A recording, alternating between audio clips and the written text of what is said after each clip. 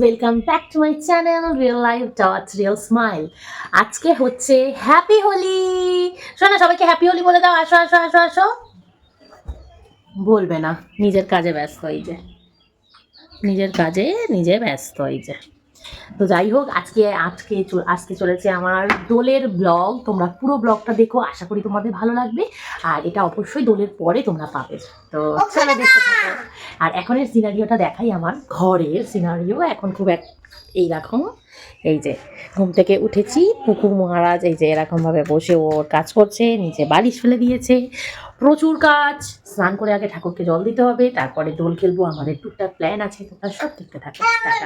আজকে দোলের সকালটা শুরু হলো একটু তাড়াতাড়ি। ঘুম থেকে উঠে প্রথমেই ভাবলাম আজকে তো দোল, তাই দিনটা একটু গুছিয়ে সুন্দরভাবে শুরু করা যাক। আগে বিছানাটা ভালো করে গুছিয়ে নিলাম। সত্যি বলতে কি, ঘর গোছাতে আমার খুব ভালো লাগে। অনেকের কাছে এটা হয়তো কাজ, কিন্তু আমার কাছে এটা একটা শান্তির মতো। ঘুম থেকে উঠে যখন দেখি ঘরটা একটু এলোমেলো, তখনই মনে হয় সব কিছু গুছিয়ে ফেলি। আজও ঠিক সেভাবেই সকালটা শুরু করলাম। আগে বিছানাটা সুন্দর করে গুছিয়ে নিলাম, তারপর ধীরে ধীরে পুরো ঘরটা পরিষ্কার করলাম। সব কিছু যখন নিজের জায়গায় থাকে, তখন ঘরটাও যেন আলাদা করে সুন্দর লাগে। ঘরটা গোছানো হয়ে গেলে যে ফ্রেশ একটা ফিলিংস আসে, মনে হয় দিনটা ভালোভাবেই শুরু হলো। ছোট ছোট এই কাজগুলোই আমার কাছে অনেক। হ্যালো গাইস, আমরা এখন যাচ্ছি ব্রেকফাস্ট করতে। পুকুরকে নিয়ে দেখো, পুকুর রং খেলা হয়ে গেছে। তো রাস্তাতেই মন্দিরটা পড়ে বাবা লোকনাথের। আমরা এখানে সবাই মিলে একটু প্রণাম করে আবার বেরিয়ে পড়লাম আমাদের উদ্দেশ্যে। গাড়ি করে রাস্তা দিয়ে যাচ্ছিলাম, আর চারপাশে দোলের একটা আলাদাই আমেজ। কোথাও রং খেলছে, কোথাও আবার সবাই উৎসবের মুডে বেরিয়েছে। রাস্তায় যেতে যেতে সেই সুন্দর সকালের ভাইবটা উপভোগ করছিলাম। দোলের দিন সকালে ঠান্ডা হাওয়া আর ছোট্ট ছোট্ট মুহূর্তগুলো সব মিলিয়ে সকালটা খুব সুন্দর লাগছিল। ব্রেকফাস্ট নিয়ে আমি বাড়ি ফিরে এলাম, কিন্তু বাড়িতে ঢুকেই আমি আগে সোজা চলে গেলাম ঠাকুর ঘরে। প্রথমে ঠাকুর ঘরটা ভালো করে মুছলাম আর পরিষ্কার করলাম। উৎসবের দিনে ঠাকুর ঘরটা পরিষ্কার করে সাজিয়ে নিতে আমার খুব ভালো লাগে।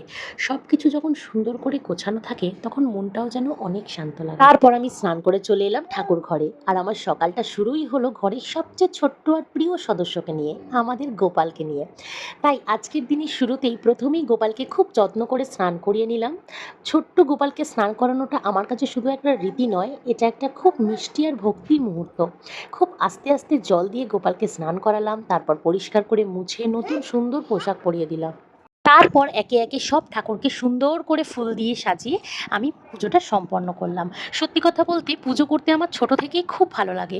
আমি আমার পুজো করা শিখেছি আমার ঠাম্মার কাছ থেকে, মানে আমার বাবার মায়ের কাছ থেকে। ঠাম্মা যখন ছোটোবেলায় পুজো করতো, আমি বসে বসে চুপ করে দেখতাম। তো সেখান থেকেই আমার পুজো দেওয়া শেখা। সত্যি কথা বলতে, পুজোর নিয়ম কানুন রীতি নীতি অত আমি ভালোভাবে জানি না। হ্যাঁ, ছোট থেকে যেভাবে দেখে এসছি আর যেভাবে আমার ঠাকুরকে পুজো দিতে মন চায়, সবসময় আমি সেইভাবেই পুজো করে থাকি। তো রোজ সকালে চাকরি সূত্রে আমাকে বাইরে বেরোতে হয় বলে একটু তাড়াহুড়োর মধ্যেই পুজোটা করে যাই। কিন্তু ছুটির দিনগুলো কিন্তু আমি একদম মিস করি না। ছুটির দিনে বসে সুন্দরভাবে পুজো করি, তাতে আমার মনটাও একটা শান্তি খুঁজে পাই আমি। আর দেখো, বলতে বলতে আমার পুজো দেওয়াও হয়ে গেছে। এখন আমি ঠাকুরকে আবির দিচ্ছি, কারণ আমার দোলটা শুরু হয় প্রত্যেক বছরই ঠাকুরকে প্রথমে আবির দিয়ে, তারপর আমি রং খেলি। তো দেখো, রং দিচ্ছি। আর এদিকে আমার পুকু মহারাজ বসে বসে আমার পাশে দেখছে।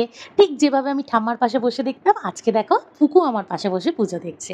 অবশ্যই আমিও ওকে শেখাবো কিভাবে পুজো দিতে হয়। ছেলে বা মেয়ে সবাইকেই এই জিনিসগুলো জানা দরকার আমার মনে হয়। তো তোমাদের সাথে গল্প করতে করতে দেখো আমার পুজো দেওয়াও হয়ে গেল। আর এই যে হচ্ছে পুরো আমার ঠাকুর ঘর।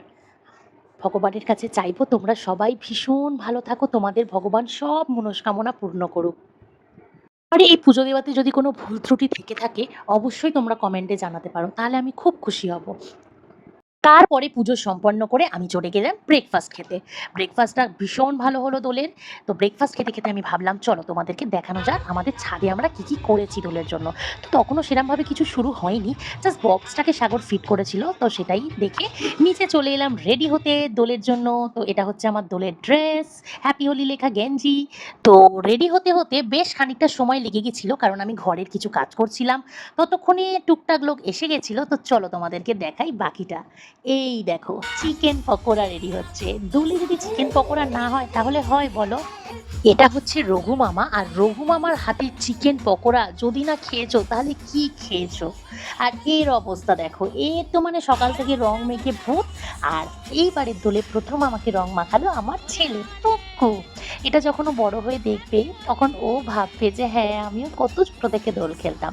তো দেখো ওর কিন্তু রঙে কোনো রকম কোনো ভয় বা কোনো কিছুই নেই। ও খুব আমাদেরই মতন খুব ভালোভাবে দোলটাকে একসেপ্ট করেছে। তো আমরাও এগুলোই চাই যে ছোটবেলা থেকে যা যা যেরাম যেরাম অনুষ্ঠান যা আছে আমাদের, ওই সব খুব ভালোভাবে করুক। তো ওকে আমি একটা বালতির মধ্যে জল গুলে বেলুন করে দিয়েছিলাম। তো সেইগুলো করছে দেখো, আর এদিকে আমাদের পার্টি হচ্ছে।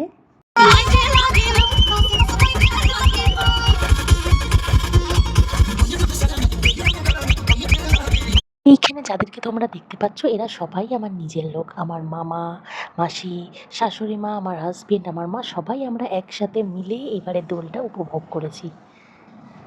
এরপরে আমরা দোল খেলার পরে সবাই স্নান করে লাঞ্চ করে একটু সবাই মিলে রেস্ট নিচ্ছিলাম। সত্যি কথা বলতে কি, শুধু দোল বলে না, যে কোনো উৎসবেই আমরা চেষ্টা করি বাড়ির ফ্যামিলিদের সাথেই সময় কাটানোর। এইসব মুহূর্তগুলোই আসলে সবচেয়ে সুন্দর লাগে, যখন পরিবারের সবাই একসাথে থাকে, হাসি মজা গল্প আর একসাথে সময় কাটানো, এই ছোট ছোট মুহূর্তগুলোই আমাদের দিনটাকে আরো বিশেষ করে তোলে। সত্যি বলতে কি, পরিবারের সাথে এমনভাবে একসাথে থাকলে যে কোনো উৎসব আর দিন অনেক বেশি আনন্দের হয়ে ওঠে। তারপর রাতে আমি বসে গেলাম ভিডিও এডিটিং করতে। এইভাবেই একটু কাজ, একটু স্মৃতি আর অনেকটা ভালো লাগা নিয়ে ধীরে ধীরে কেটে গেল আমাদের আজকের দিনটা। এমনই ছোট ছোট মুহূর্তগুলো আসলে দিনটাকে বিশেষ করে তুলল। তাহলে আজকের ভিডিওটা এখানে অবধি। সবাই ভালো থাকবে, সুস্থ থাকবে, আর আমার ভিডিওটা যদি ভালো লাগে একটা লাইক, কমেন্ট অ্যান্ড শেয়ার করতে ভুলো না। দেখা হচ্ছে নেক্সট কোনো একটা ভিডিওতে। ততক্ষণের জন্য টাটা।